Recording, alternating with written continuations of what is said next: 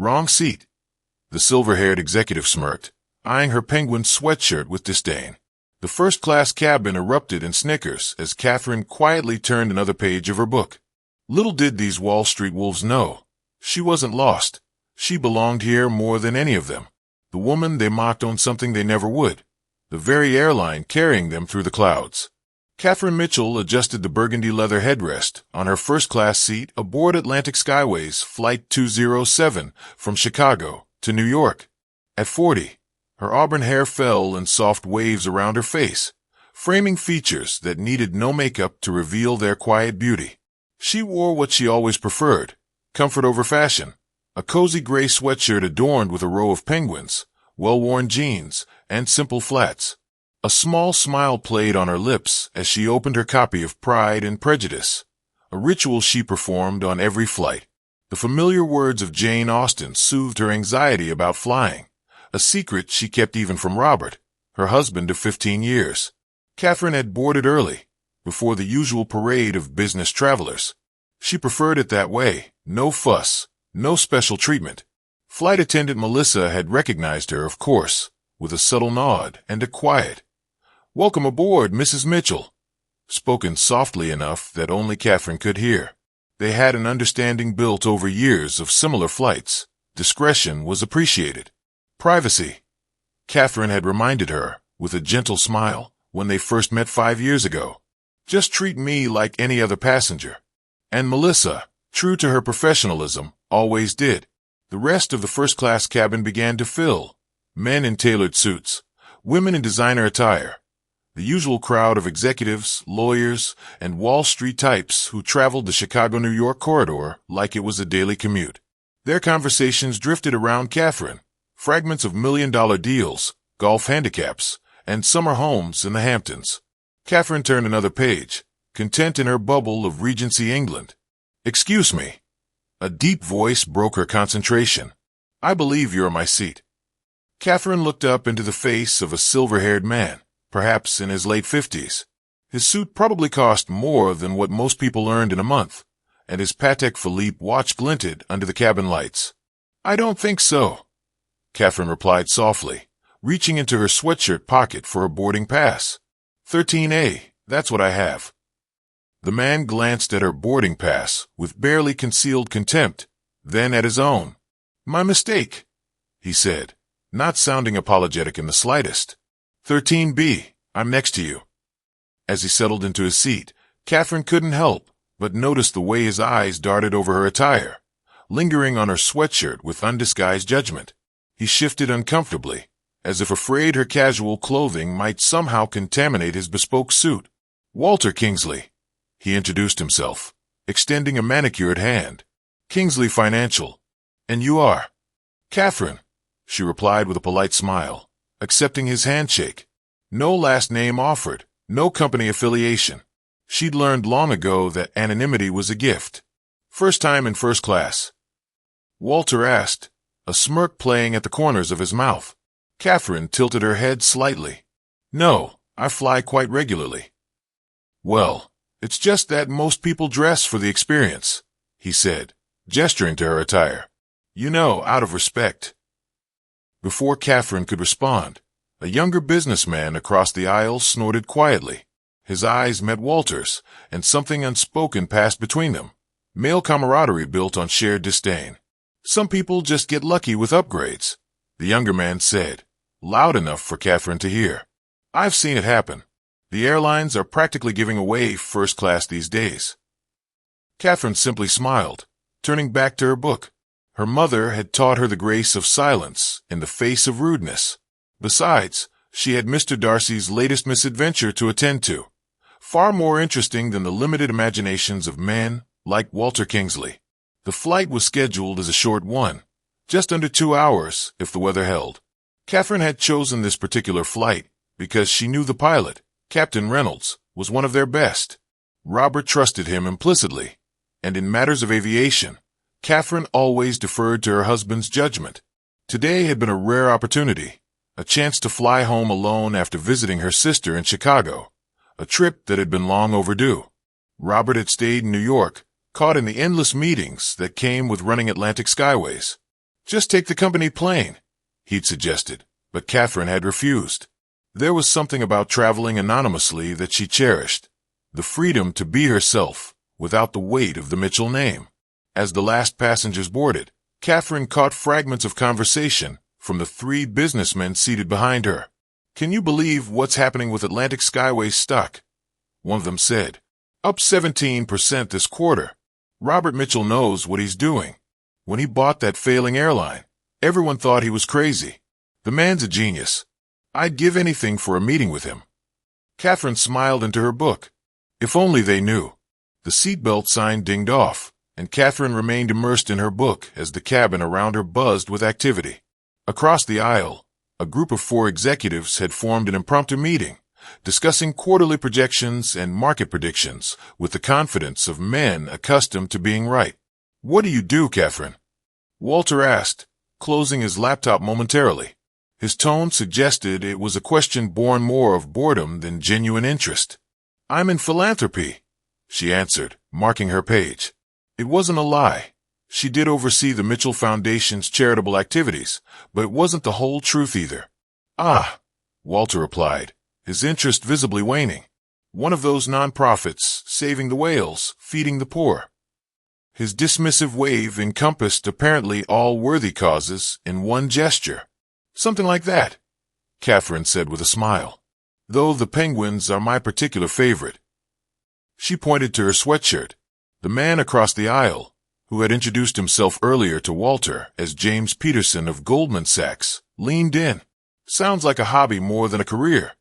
"Some of us work for a living," Walter added, the men sharing a knowing chuckle. Catherine merely nodded, returning to her novel. 15 years of marriage to Robert had taught her that certain people only recognized worth when it came with dollar signs and titles. These men wouldn't understand the joy she found in helping Robert manage their foundation's $300 million endowment, directing funds to causes that actually change lives. As the flight attendants began the first-class meal service, Catherine couldn't help but notice the familiar faces. Most of the crew on this route knew who she was, though they maintained a professional discretion she appreciated. "Would you care for the salmon or the steak, ma'am?" Melissa asked, no special inflection in her voice to betray Catherine's identity. "The salmon, please," Catherine replied. "And for you, sir?" Melissa turned to Walter. "Steak, medium rare, and I'll have a Scotch neat. You do have Macallan 18, don't you?" "I won't accept anything less." His tone had shifted to pompous and demanding. Melissa's smile remained professionally fixed. "Of course, sir," she said as she moved away. Walter leaned toward James across the aisle. "That's how you handle the staff. They need to know who's in charge," he said. James nodded in agreement. "First class is a statement. If you can't afford the lifestyle, stay in economy where you belong." Catherine took a sip of water, her eyes still on her book. She'd encountered countless Walter Kingsleys over the years, men who measured their worth by how well they could dominate a room, a conversation, a flight attendant. "Excuse me," a woman's voice interrupted. It was the passenger seated behind Walter, a sharply dressed executive in her 50s. "Some of us are trying to work. Could you keep it down?" Walter turned, prepared to deliver a withering response, then stopped short when he saw her. "Diana Winters from Capital." "Yes," she replied coolly. "Walter Kingsley. We met at the Henderson merger last year." He extended his hand, all smiles now that he recognized her position. "I remember," Diana said, not sounding particularly impressed.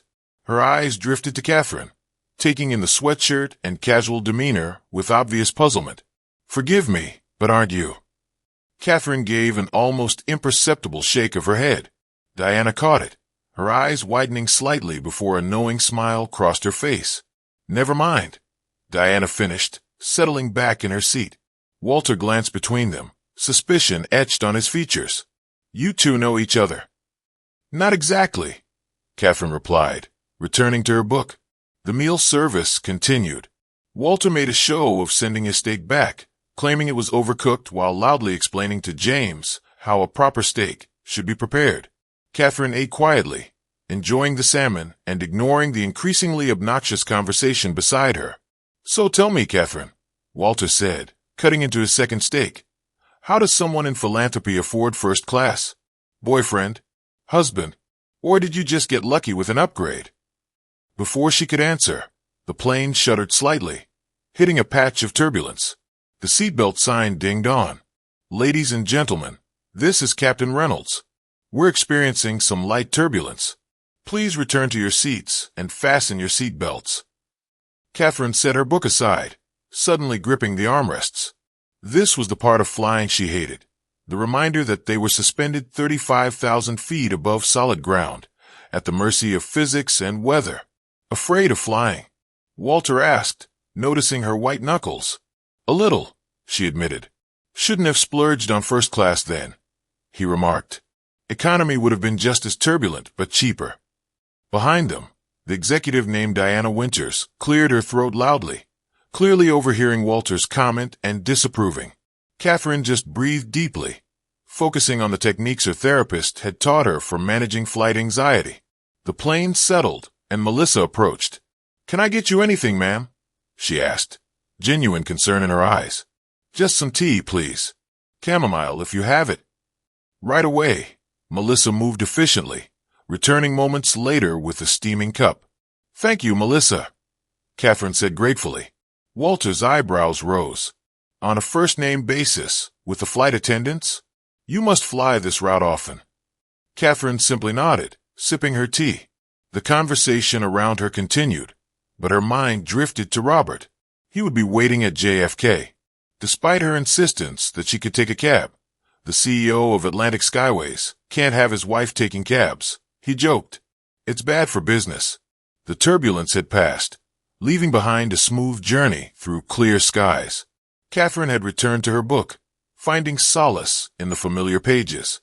Walter, meanwhile, had struck up a conversation with James and another executive who had joined them from across the aisle, a younger man named Trevor, who seemed desperate to impress.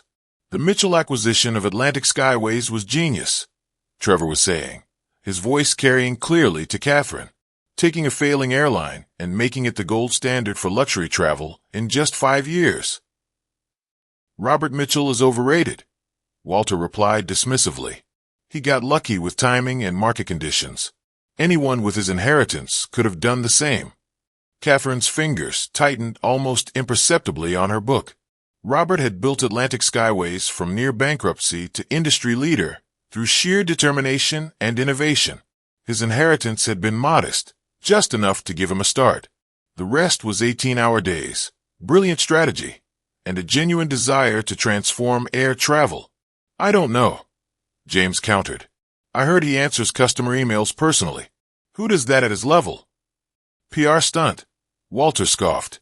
"Probably has some assistant handling it all." Catherine suppressed a smile, thinking of the 2 hours Robert spent each evening responding to customer feedback. It was his favorite part of the day, connecting with the people who chose to fly with them. Trevor lowered his voice, though not enough. "What I wouldn't give to meet his wife, though. Catherine Mitchell? Have you seen her? Former model, manages their foundation, worth billions now.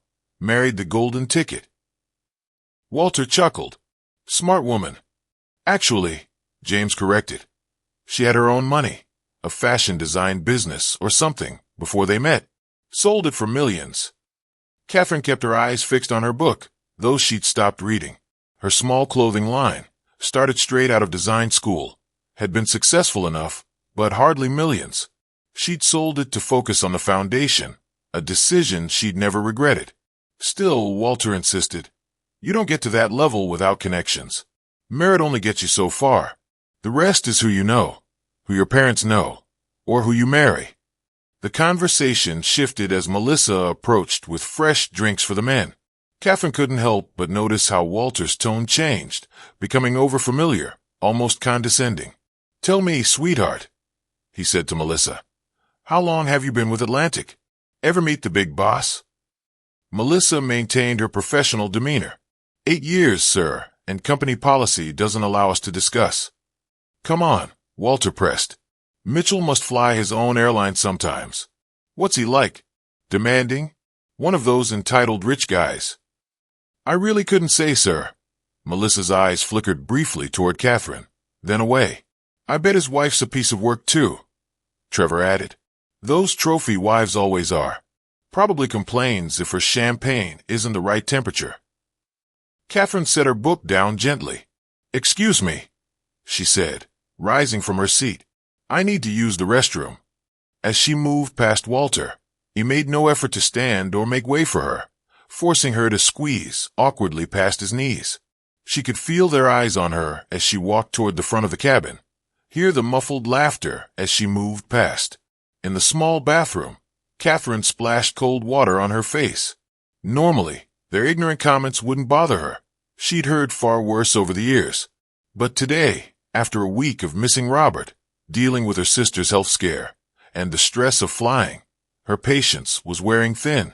When she returned to her seat, Walter and his newfound friends were comparing watches, Walter's Patek, James' Rolex, and Trevor's Breitling, each trying to one-up the others. That's what separates us from them, Walter was saying, gesturing vaguely toward the economy section, understanding the value of quality, of status. First class isn't just a wider seat, it's a mindset. His eyes fell on Catherine as she retook her seat. Don't you agree, Catherine? Though I suppose in your line of work, luxury isn't exactly a priority. His gaze pointedly took in her sweatshirt again. I believe comfort is more important than status, she replied evenly. Says someone in a penguin sweatshirt. Trevor snickered. Walter leaned closer, his voice dropping to a mock whisper. A word of advice. If you want to be taken seriously in first class, dress the part. This isn't the bus. Diana Winters, who had been silently observing from her seat behind them, suddenly spoke up. Perhaps she doesn't need a costume to validate her worth, gentlemen. Walter turned, his expression cooling. Just making conversation, Diana. No, Diana replied. You're being condescending to someone you know nothing about. Catherine shot Diana a grateful look.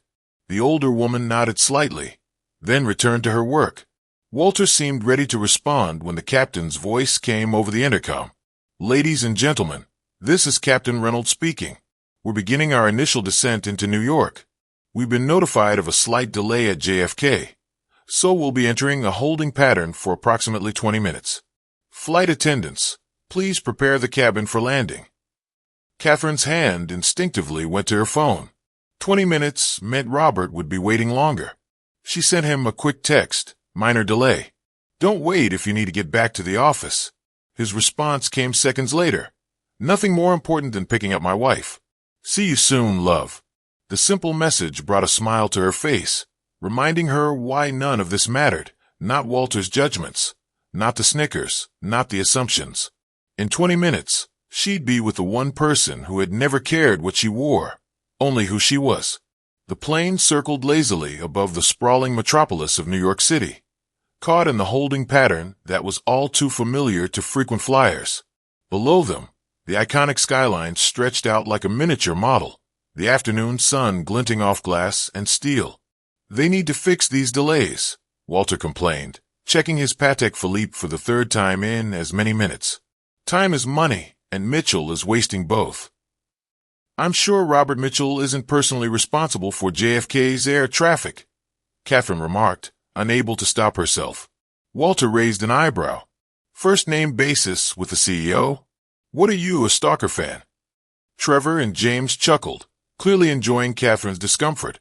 I've met him, Catherine said simply, returning to her book. Right, Walter snorted.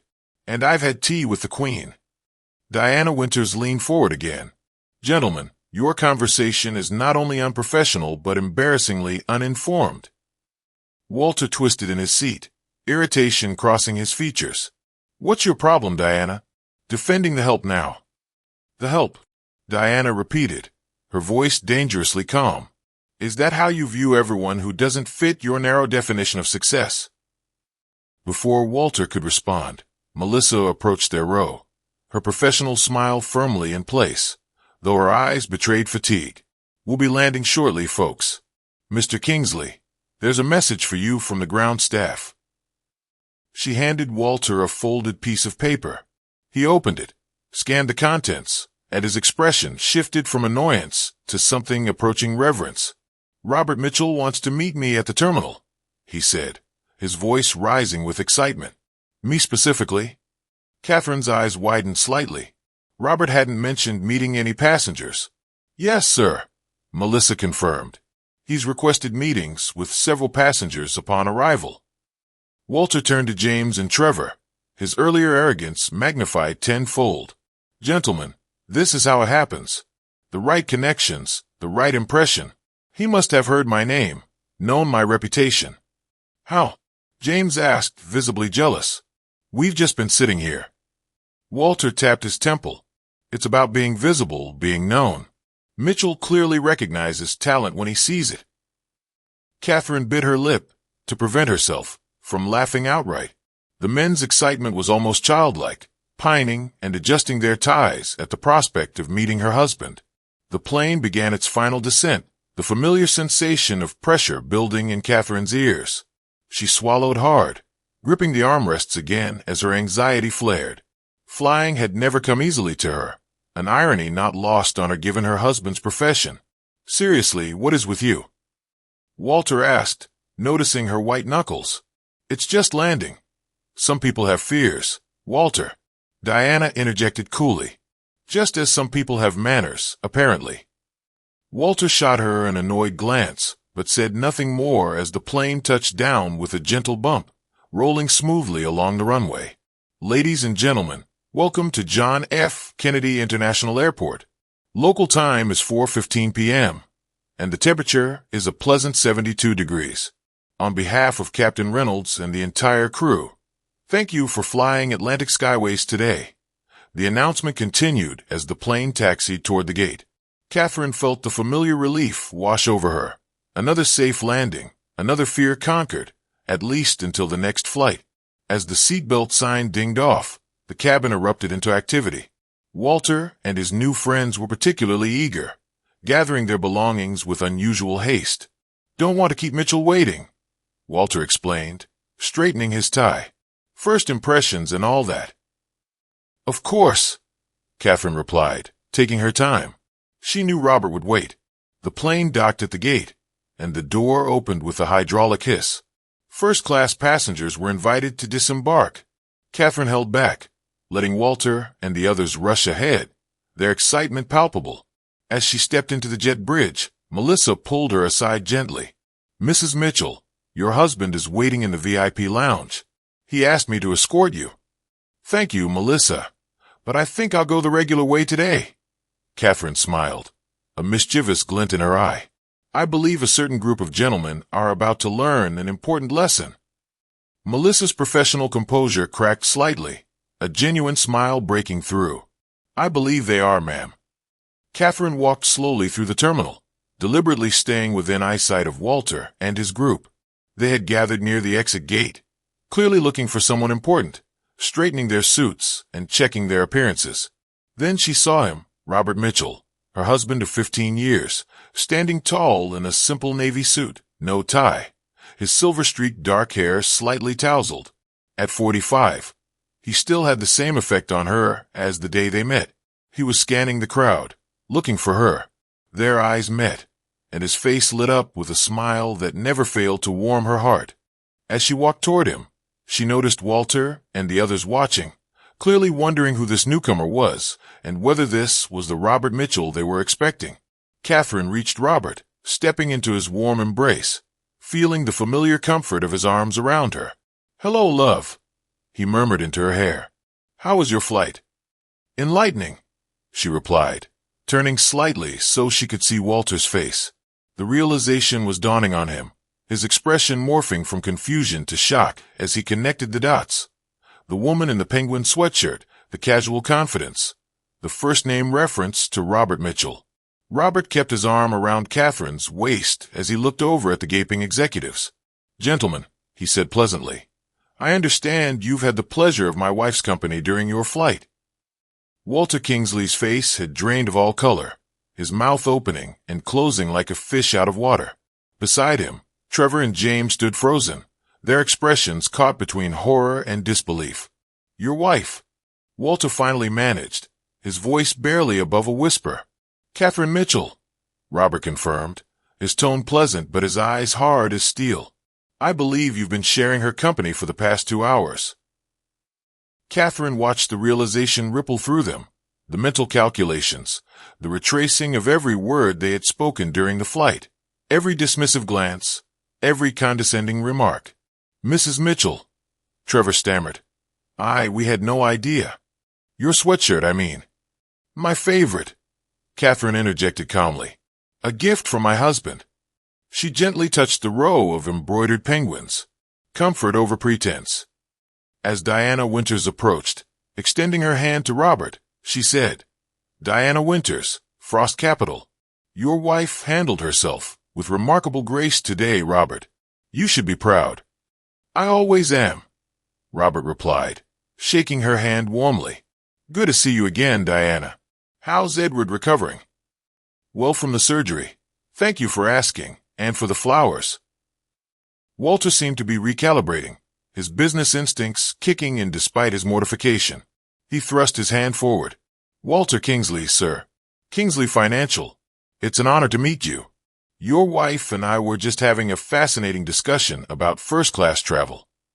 Robert's eyebrow rose slightly as he regarded Walter's outstretched hand. "Were you?" "Catherine texted me some highlights."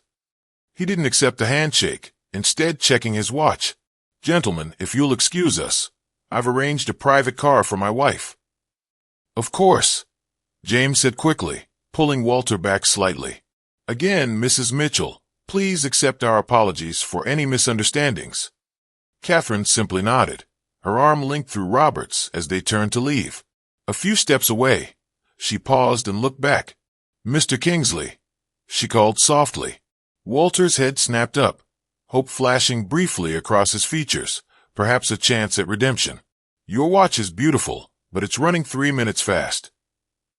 She tapped her own wrist, where a simple silver timepiece gleamed. "You might want to get that adjusted." Without waiting for a response, she and Robert continued toward the exit, leaving behind 3 stunned executives and 1 quietly amused Diana Winters. "You heard everything?" Catherine asked as they walked. "Enough," Robert replied, his jaw tightening slightly. "Melissa sent me texts. I was ready to come on board myself, but she assured me you were handling it with your usual grace." "I almost cracked when he said you were overrated," Catherine admitted, squeezing his arm. Robert chuckled. "Only almost. Your restraint is one of the many reasons I adore you." He glanced down at her sweatshirt.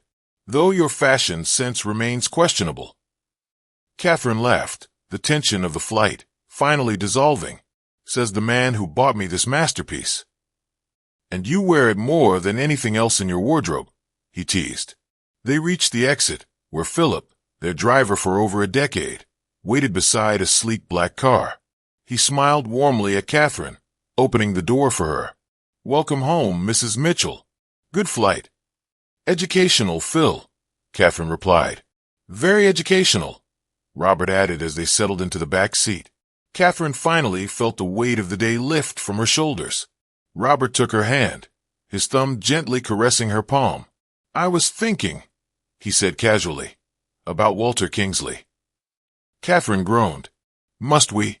I'd rather forget him entirely." "Kingsley Financial is seeking new investors," Robert continued, a mischievous glint in his eye. "They've approached Atlantic's board 3 times in the last month, and I'm thinking his charm and people skills might not be the right fit for our company culture." Catherine considered this, then shook her head. "Don't reject him because of me. Judge his proposal on its merits." Robert smiled, leaning over to kiss her forehead. "That's why you're the heart of our foundation, always fair, even to those who don't deserve it." As they drove through the bustling streets of New York, Catherine rested her head on Robert's shoulder, thinking about Walter and men like him, so caught up in appearances, in status symbols and power plays, that they missed the substance beneath the surface. Back at the airport, Melissa helped Diana Winters with her carry-on. "Did you enjoy the show?" Melissa asked quietly. Diana smiled. "Immensely. I've known Catherine for years through charity work. She could buy and sell those buffoons 10 times over, yet she never flaunts it." "Mrs. Mitchell is one of a kind," Melissa agreed. "She remembers every crew member's name, asks about our families, unlike some," Diana remarked, glancing meaningfully at Walter, who was still standing shell-shocked by the gate, his former bravado deflated like a punctured balloon. As Walter watched the Mitchells' car disappear into the New York traffic, a text alert pinged on his phone. He opened it to find a message from his assistant. Atlantic Skyways declined our investment proposal. Mitchell himself reviewed and rejected it. Walter closed his eyes, the full impact of his misjudgment washing over him. He had spent 2 hours belittling the wife of a man whose approval he desperately needed, all because of a penguin sweatshirt and his own prejudice. Trevor and James had already slunk away, distancing themselves from the debacle. Walter stood alone, clutching his designer briefcase and wearing his Patek Philippe, status symbols that had meant everything to him that morning but suddenly seemed hollow and meaningless. In the distance, he spotted Catherine's flight attendant, Melissa, walking through the terminal. She caught his eye for just a moment, gave him a small knowing smile, and continued on her way. Another reminder that in life, as in first class, it was never about the clothes you wore or the watch you flaunted, but the respect you showed to everyone around you. Remember, true worth isn't found in designer labels or first-class tickets, but in how we treat others, regardless of their apparent status. If this story touched your heart, please subscribe to our channel for more powerful lessons wrapped in compelling narratives. Where are you watching from today? Let us know in the comments below. Until next time, never judge a book or a sweatshirt by its cover.